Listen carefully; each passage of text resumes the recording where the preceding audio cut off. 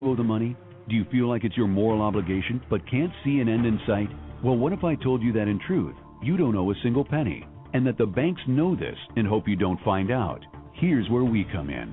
Free2Prosper.com specializes in a profound debt repudiation method which challenges the validity of your so-called debts, morally frees you from the burdens, and protects your property.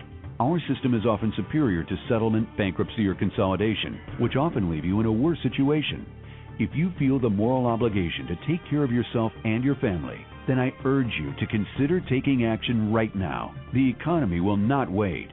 If you want to know more so you can prosper through the economic collapse, all while staying honorable and true to yourself, then call 877-417-8393. That's 877-417-8393. Or visit Free2Prosper.com right now.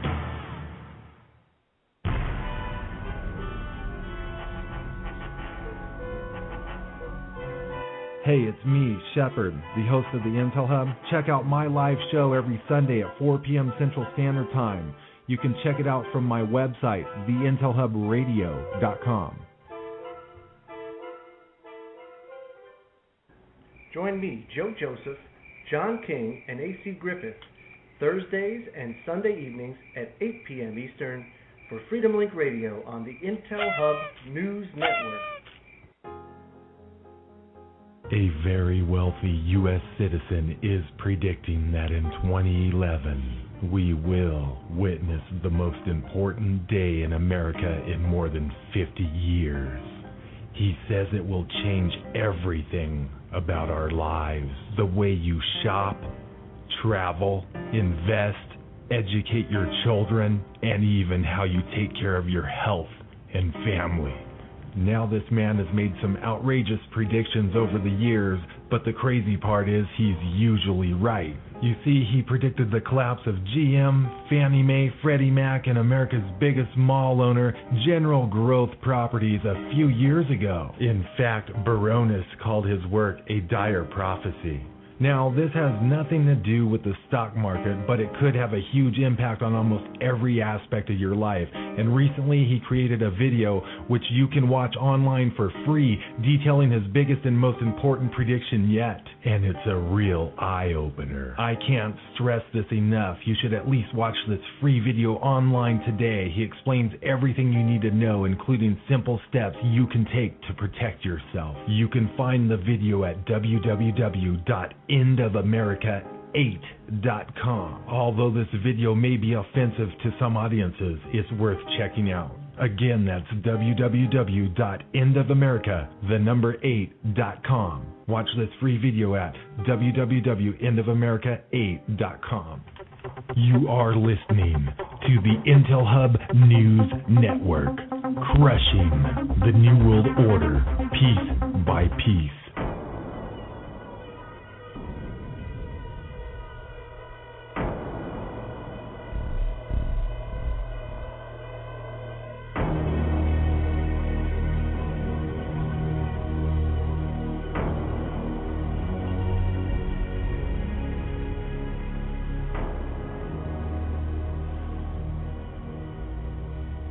Well, folks, we're back.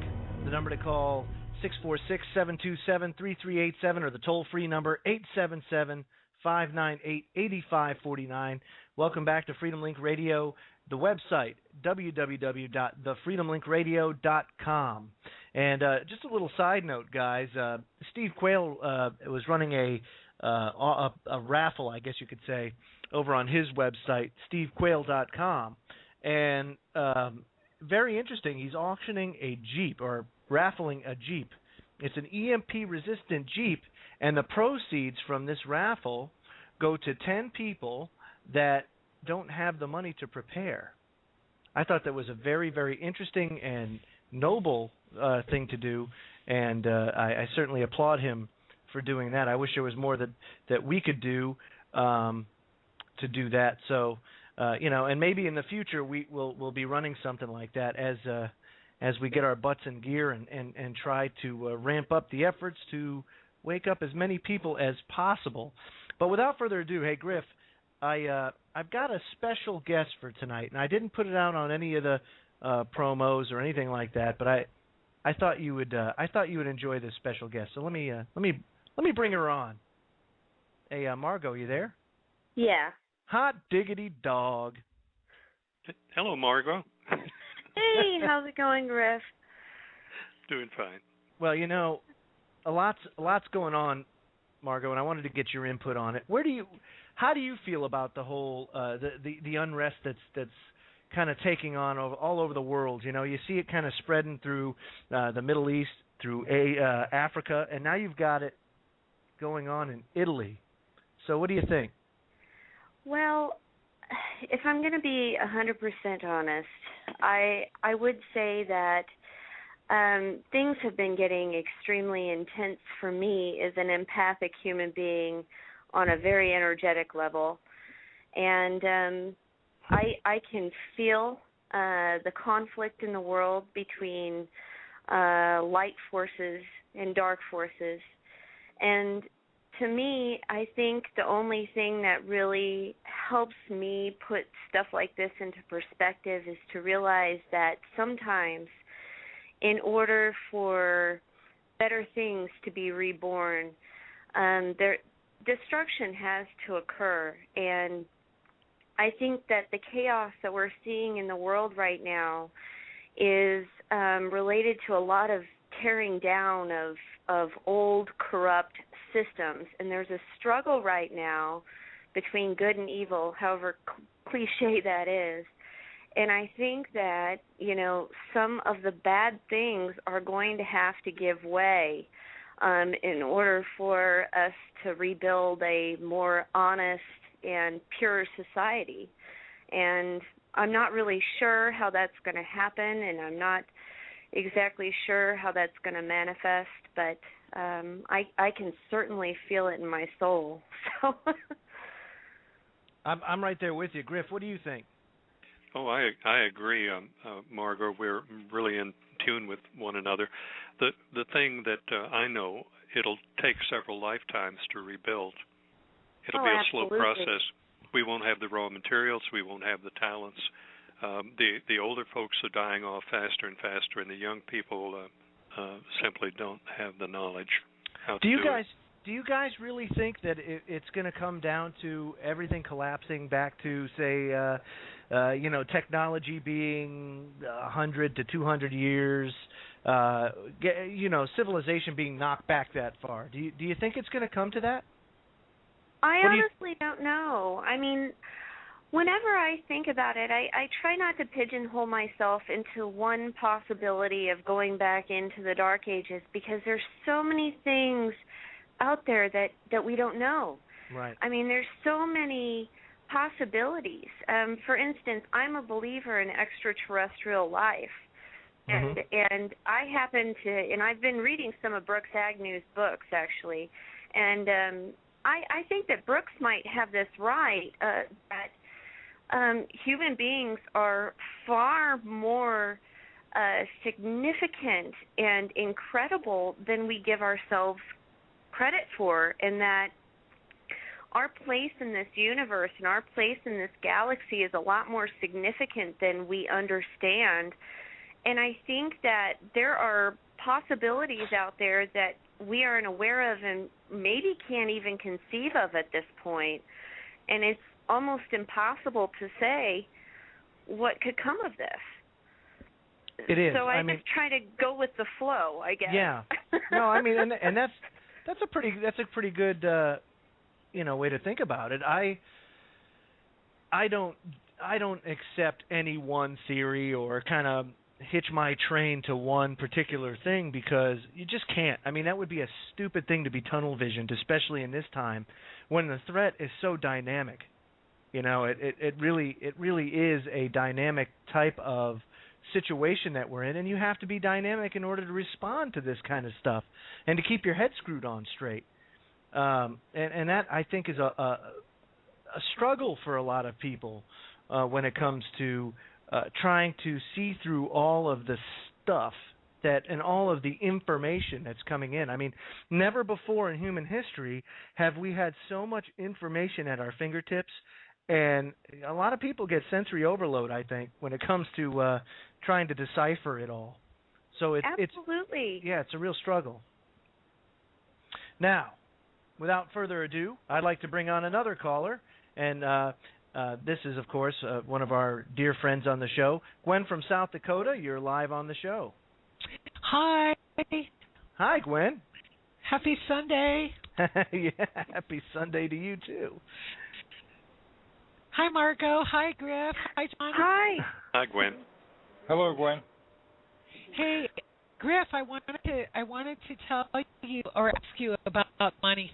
I mean, you and I know no money, but I think something that people don't understand is that we don't have money, and therefore we can't pay debt.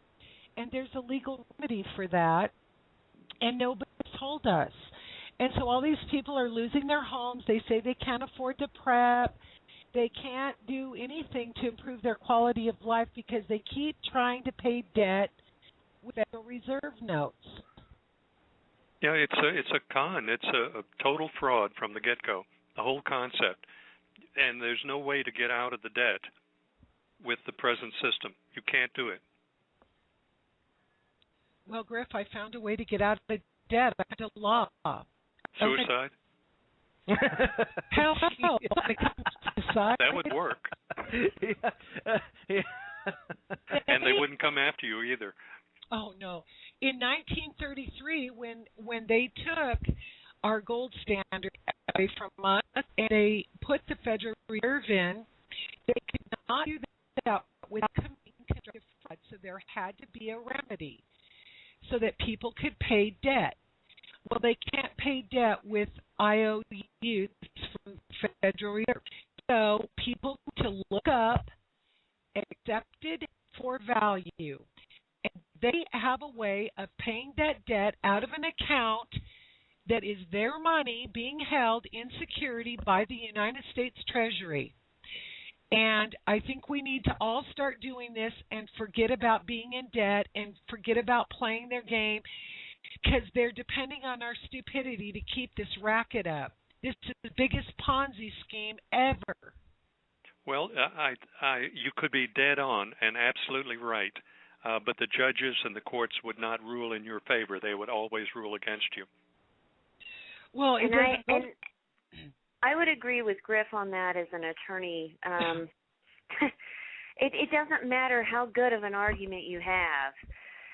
There are just certain arguments that the court just will refuse to entertain.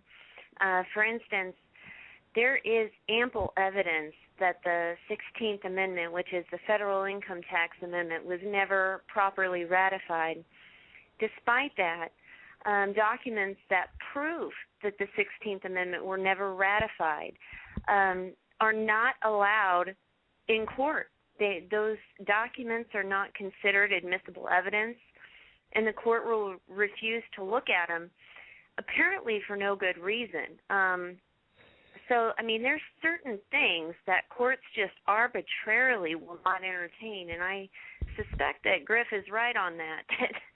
That argument, while incredible, I don't think that any court, unless you just got a judge that was of a libertarian bent on a particularly good day, that it would get overturned on appeal without a doubt. But why would, if you're accepting for value, according to law, your debt to be remedied, why would it even get to court? Well, think about this, Gwen, if you will. In order for that, first of all, are we a nation built on laws? And look at it No. from a realistic standpoint. Exactly No. right. We're not. No, we're in commerce. We function in commerce. We haven't been under the Constitution since 1871 when the United States became a corporation. We operate in commerce, just like our courts. Everything operates in commerce under corporate law. It goes even farther than that. It's kind of like a mob. It's kind of like the mafia running things. You know, that's what it's like. And the problem is the law applies to some and it doesn't apply to others. And when you deal with things through the court, It's kind of like when John King went through his sovereignty kick, and all those that want to practice and gain your sovereignty back, more power